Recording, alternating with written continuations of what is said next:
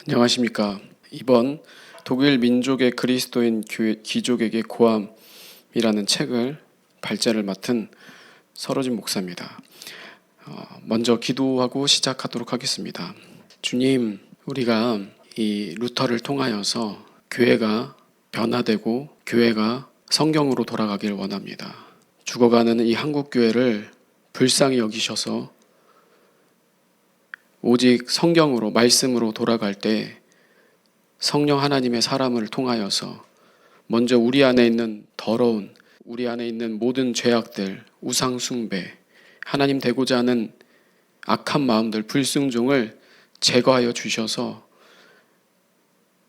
로마 카톨릭의 미혹으로부터, 또한 이 한국 교회 안에 여전히 자리 잡고 있는 모든 죄악으로부터 구원하여 주셔서 우리는 부족하지만 주님이 우리를 통하여서 하나님 나라를 일을 보게 하시고 주님 인도하여 주시옵소서. 겸손한 마음으로 말씀 앞에 서고 이 자리에 섰습니다. 오직 주님의 영광을 위하여서, 영혼을 위하여서, 교회를 위하여서 쓰여지는 이 시간과 우리의 사역이 되게 하여 주옵소서. 다시 오실 예수 그리스도의 이름으로 기도드립니다. 아멘. 우리 독일 민족의 그리스도인 귀족에게 고함이라는 책, 종교개혁 신학으로 돌아가야 할 한국 교회가 산다.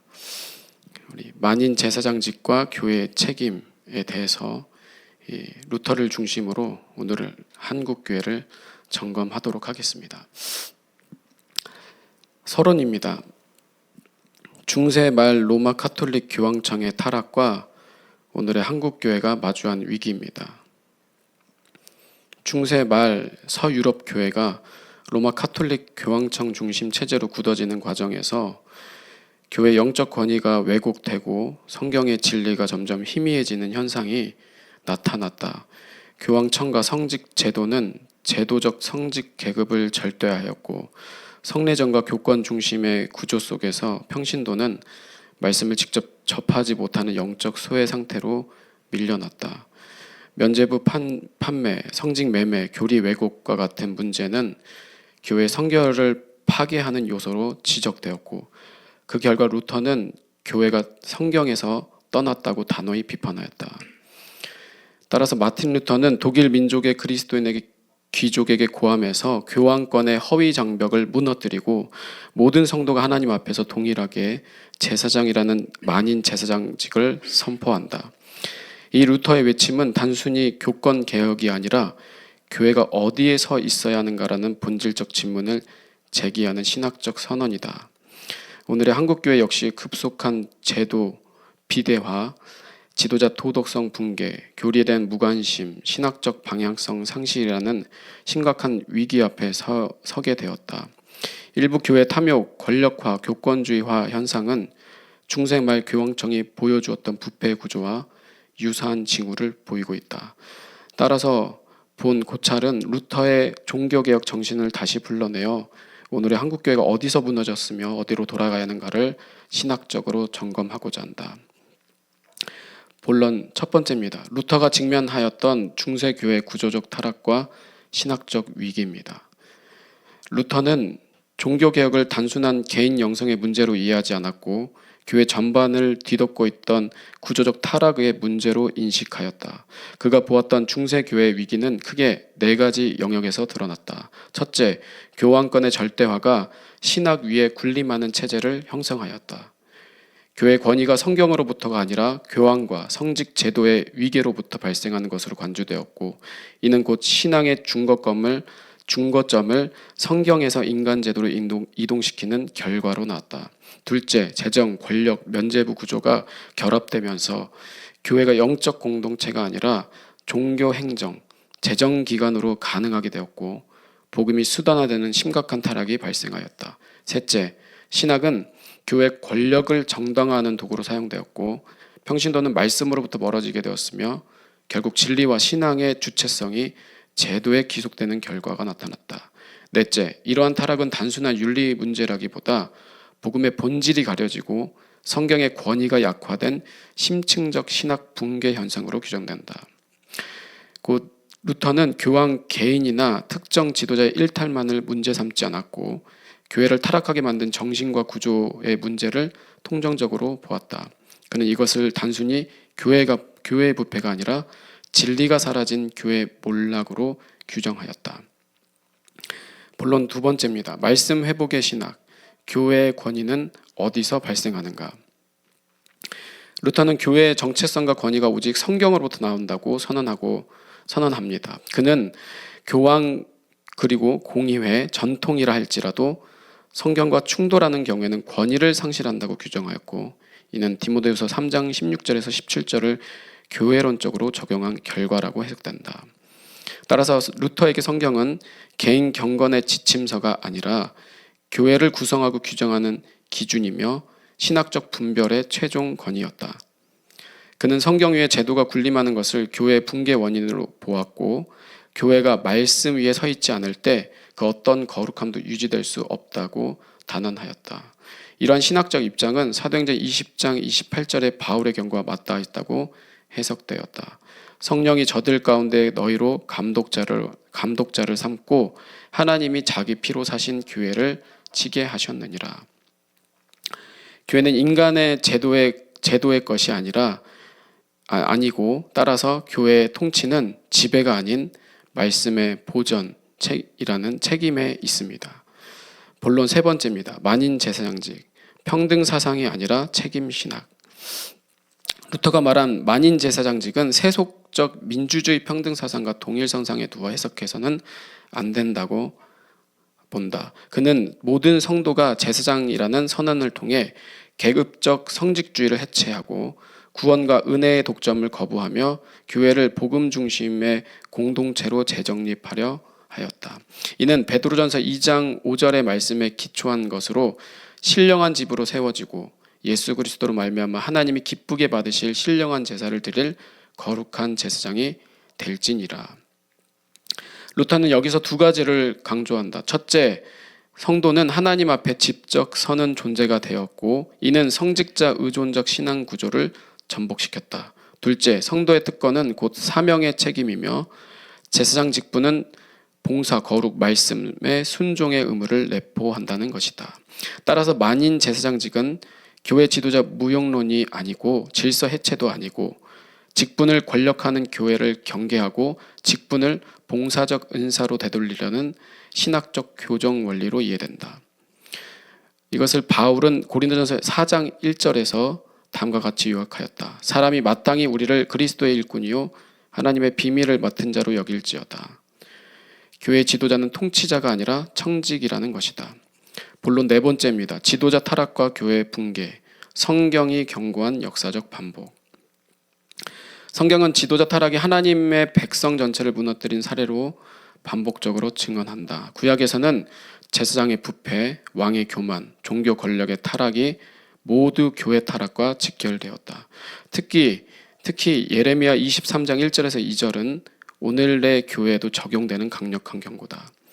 내 목장의 양무리를 멸하며 흩는 목자에게 화 있으리라. 이는 지도자의 타락을 단순한 비윤리 문제가 아니고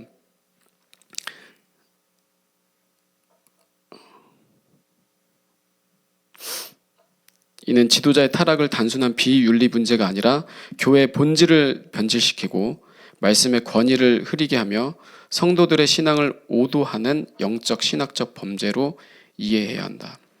루터 역시 교황청의 타락을 도덕적 일탈 차원이 아니라 잘못된 교리와 거짓 신학이 제도화된 결과로 보았다. 따라서 오늘의 한국 교회에서도 재정 사유화의 권력 집중, 목회 권위 신격화, 인본주의적 종교 담론의 확산, 동성애 젠더 이데올로기의 신학적 수용 압력, 세속 인권 담론이 복음을 대체하려는 경향, 사회 문화 담론으로 교회 정체성이 재규정되는 현상과 같은 위험이 함께 나타났다고 분석될 수 있다. 이는 세속 윤리 기준의 비판이 아니라 복음을 대체하는 신학적 변질에 대한 신학적 경고로 이해되어야 한다. 다섯 번째입니다. 신학 붕괴와 영적 공백, 한국교회의 현실 진단입니다. 오늘의 한국교회 위기는 윤리 문제보다 먼저 신학 붕괴 현상으로 나타났다고 분석된다. 설교에서 교리가 사라지고 복음 대신 동기부여 담론이 강조되며 인간 중심의 성공, 치유, 번영 메시지가 구원 신학을 대체하게 되었다.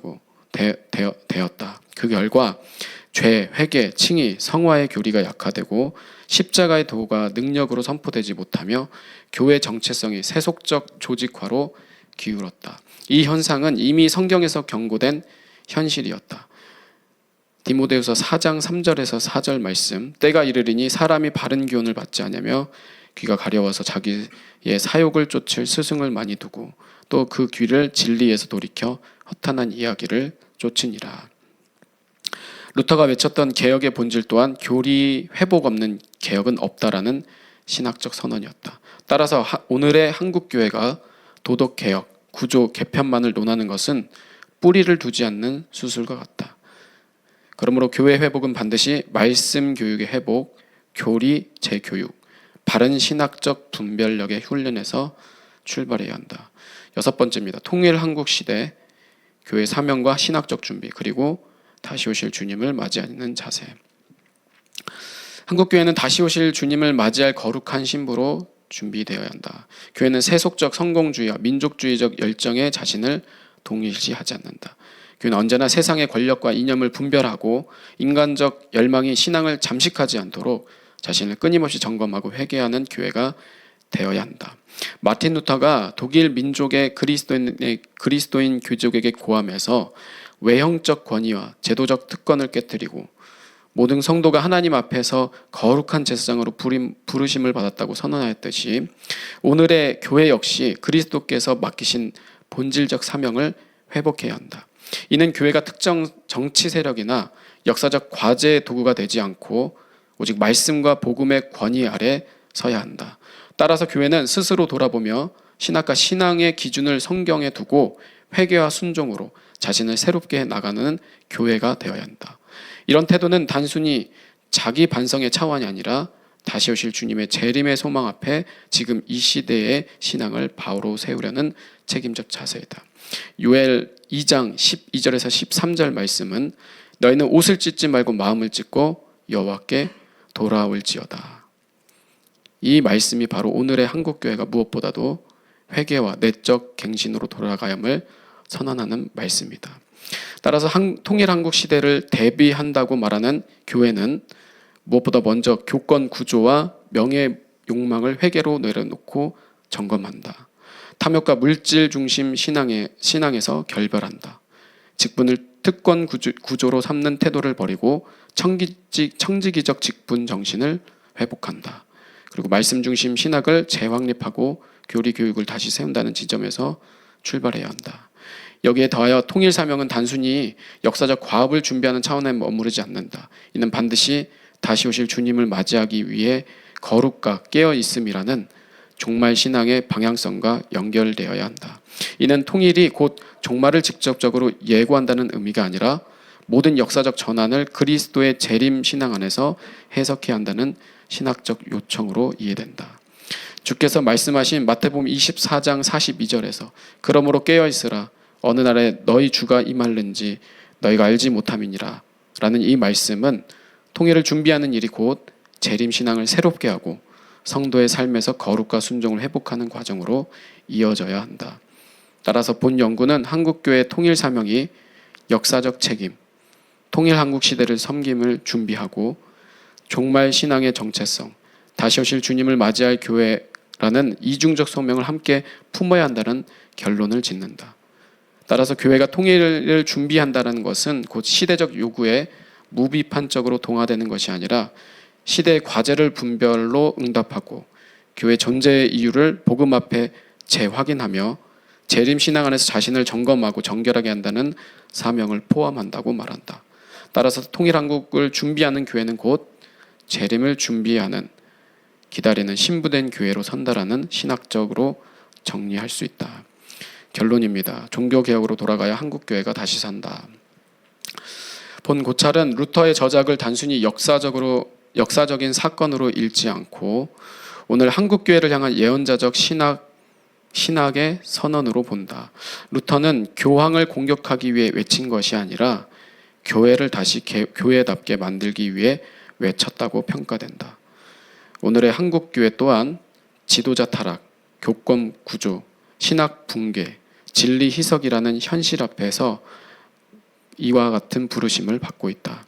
따라서 한국 교회가 살 길은 말씀의 권위를 회복하고 교리를 다시 가르치며 십자가 복음으로 돌아가고 지도자 권력화를 내려놓고 모든 성도가 하나님 앞에 서는 만인 제사장직의 책임을 회복하는 일이다. 그때야 비로소 한국교회는 통일한국 시대를 거룩하고 분별력 있는 교회로 맞이하게 될 것이다.